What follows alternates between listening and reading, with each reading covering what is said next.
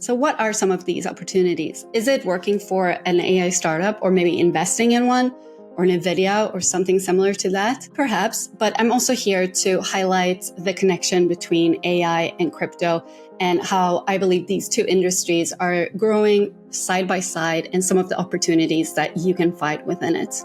Everyone is searching for that next big narrative because when Bitcoin rallies, all the other cryptos rally around it. And it's within that specific niche, the most of the growth and price action happens. So for example, 2020 was DeFi, 2021 was NFT. So everyone that was building in DeFi and NFTs, all the platforms, everyone was trading NFTs, creating NFTs. They were, of course, making all the gains. So basically focusing on the next niche might be to your advantage. The Anyas Podcast is to inspire you and other women to reach new business heights. We are showing the human side of business and breaking the myth of overnight success. The Anyas encourages breaking barriers, fostering collaboration, and daring to dream big. The community acts as a catalyst for personal and professional growth, providing a space where women thrive, innovate, and come to celebrate their achievements together. Step into this inspiring new world with us and unlock limitless potential. Let me add, this is not financial advice. This is for educational purpose only. So you need to do your own research and only you are accountable for what you do. Welcome back to the Anyas Podcast. Today, we are talking about the connection between AI and blockchain and some of the opportunities in these industries. So this whole episode has been inspired by an article I read recently called Many Fear AI, They Shouldn't. It was written by David Brooks and published in the New York Times. And he argues that humans shouldn't fear AI because we are not computers walking around processing algorithms, but in fact, we are a mixture between conscious, subconscious, rational, intuitive, logical, and emotional thinking. And his whole point is because we're not computers, we cannot be replaced by better computers. What will actually happen is that it will enhance our human life and also make us appreciate our humanness more. That it's a powerful tool that is going to help you in life. It's going to help you finish your job faster and better. And it also helps people with disabilities and disadvantages. I would also argue that we have a soul and a mission in life. And it all depends on how you see the future in front of you. Lindsay, she has a great quote. She says that your perception is your reality. And I couldn't agree more because if you're scared of the future, if you're focusing on negativity and fear, that's what you're going to find. So if you're looking for opportunities and solving problems, that's what you're going to find because what you're looking for, that's what you're going to find in life, basically. So, of course, Brooks and myself are not saying that there's not going to be any challenges with AI. Some people are, of course, going to use it for bad things, but that's with anything in this world. It just depends on, what you choose to use it for and what you choose to do with it. There's always opportunities in every situation. So no matter where you're from or who you are, there's always an edge that you can have over anything that's happening. There's always a problem that you can solve. Brooks, he argues that AI is basically going to make your job easier and faster, and it's going to create new kind of job. Yes, some jobs are going to go away, of course, but new discoveries lead to new inventions. Yeah, I thought this article really had some amazing good points. I've linked it in the description, so go ahead and read it. So what are some of these opportunities? Is it working for an AI startup or maybe investing in one or NVIDIA or something similar to that?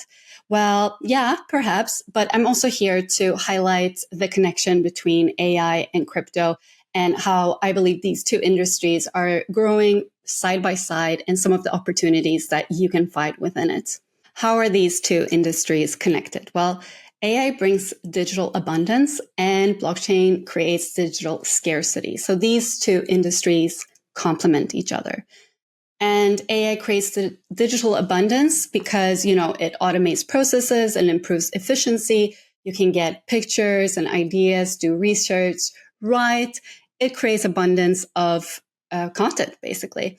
And blockchain, it enables digital scarcity. You can create a limited amount of anything digitally. So you can think of it as a cryptographic wrapper around a piece of code that you can't copy. So you can create anything limited, such as pictures, swords. So for example, if you have a sword in a game, you can create only 5 of them and you can't actually copy it because it's connected to each other. And this, like even if you copy, let's say it's a skin, like a Dolce & Gabbana skin.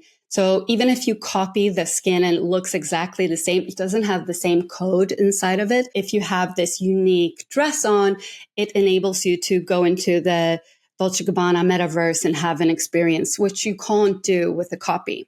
And most of AI today is a very centralizing technology. So it's created by these huge corporations. And blockchain is basically the opposite. So it's open and decentralized, and anyone can have access to the code and just start building on top of it. AI benefits from blockchain's data integrity, while blockchain leverages AI efficiency, of course, because it can automate things. Okay, let me give you another example. So if you're scrolling on social media, you come across a picture of, let's say, a celebrity couple that has broken up, and you click on the picture and you see, okay, it's, let's say, the New York Times crypto signature on it. Okay, that you can trust the New York Times if you can trust them. And that ensures, okay, this isn't an AI image, this is a real image. While you keep scrolling, you see another picture of someone getting married, and you click on it, you're looking for that New York Times signature, and it's not there. And that probably means, it's not coming from the New York Times, but someone that has just copied their logos. So this is a way to kind of ensure authenticity. And this can be done with anything digitally. Okay, so you might be thinking to yourself, well, I haven't heard anything about crypto for years, or maybe there was a little bit of buzz a few months ago, but yeah, is crypto dead? No, crypto is not dead at all. People have still been working in it. It just haven't had any kind of price action for a long time. That's why the buzz is not there yet. But this is great for you because you still have time to learn about it, to get involved. And basically, something very important to know is that crypto, specifically Bitcoin, has these 4-year cycles. And it's been basically doing this for 15 years. It has to do with Bitcoin's monetary policy, or you can call it monetary policy, because every 4 years, the issuance of new Bitcoins get cut in half. And this event is called the halvening, and it just happened a few months ago. And historically, Bitcoin has increased in price 12 to 18 months after this halving. And currently, we are 4 months into this new cycle. So meaning you have time, and also it's kind of like a boring stage. The price isn't doing much. And I like to argue this is the calm before the storm. So this is the time to kind of double down and find the next narrative for this new cycle. So yes, everyone is searching for that next big narrative, because when Bitcoin rallies, all the other cryptos rally around it. And it's within that specific niche, the most of the growth and price action happens. So for example, 2016-17 was the ICO and groundbreaking ideas. 2020 was DeFi. 2021 was NFTs. So everyone that was building in DeFi and NFTs, all the platforms, everyone was trading NFTs and creating NFTs. They were, of course, making all the gains. So basically focusing on the next niche might be to your advantage. Let me add, this is not financial advice. This is for educational purpose only. So you need to do your own research, and only you are accountable for what you do. So with that out of the way, let's get into it. So what are some of these potential narratives? And I got to say, there are some good arguments for all of them. So it could be tokenization of real world assets. So BlackRock is actually focusing on that on Ethereum network. There's also gaming and integration with blockchain and NFTs. And there was 2.3 billion investment into that specific niche in the industry. There's also just Bitcoin and layer 2s on Bitcoin. So Bitcoin DeFi. There's meme coins and just like casino, which I'm hoping it's not. And there's also decentralized AI and DePIN, and that's what I want to focus on today for obvious reasons. All right. So, I got to say there are a lot of projects and a lot of opportunities, but if you do want to make it easy for yourself and you don't want to sift through different projects, what you can do is just get the underlying technology. So most of these protocols and dApps are being built on ETH and Solana. So you can just get that as well. So with AI being the leading narrative in traditional markets, decentralized AI is an emerging alternative to it. So these are projects such as Artificial Superintelligence Alliance, ASI. So this is the merge of 3 AI-focused crypto projects called Ocean Protocol, Singularity Net, and Fetch AI. And also Near has a plan to develop open source and user-owned AI. There's also the Graph and Filecoin, which are supporting technologies. And this is where DePIN comes in because it's also a supportive technology. So why do I think DePIN is so interesting? Well, my main reason is because the token derives its value from real-world services and devices. DePIN stands for Decentralized Physical Infrastructure Network. So these are IoT devices that are basically leveraging blockchain for decentralized data storage, renting processing power, car sharing, any kind of internet service like scooters, locking devices and such. And the more data flows through your device or computer, the more tokens you earn. This incentivizes more people to join the network and it makes it resilient and, of course, decentralized. So a lot of times these devices are very accessible. You can get them for a few $100 and set them up yourself. And this kind of promotes that bottom-up economy that we're promoting here at the Anyas. Okay, let me give you some examples of some DePIN projects. And probably one of the most famous one is Helium. And Helium operates as an internet service provider. It uses these hotspots, these devices that help to connect, security cameras, scooters, smart locks to the internet via these hotspots. So if you have one, the more data flows through it, the more tokens you make. Mm-hmm.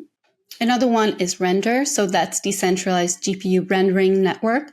So it connects users that needs GPU power to idle computers and GPU resources. You can basically connect a computer that you're not using and start to rent out the GPU power to people that are rendering games or metaverse or anything AI related and start getting tokens for that. Of course, these projects that I just mentioned are already somewhat established, so they're not going to have the same upside as maybe a new project that just is launching, but they're also not going to vanish. They already proved that they're here to stay. And if DePIN is indeed the next narrative, that they're going to be one of the biggest players. Just remember also to take profits. If you start making money on these projects or in crypto in general, just remember because of these cycles, anything that goes up will also go down. I mean, it will go back up eventually, but it just might take another cycle. If you want to dig deeper, I suggest you head over to our friends at DePIN Hub. They just had a really great conference this weekend. Many new DePIN projects were presenting their protocols.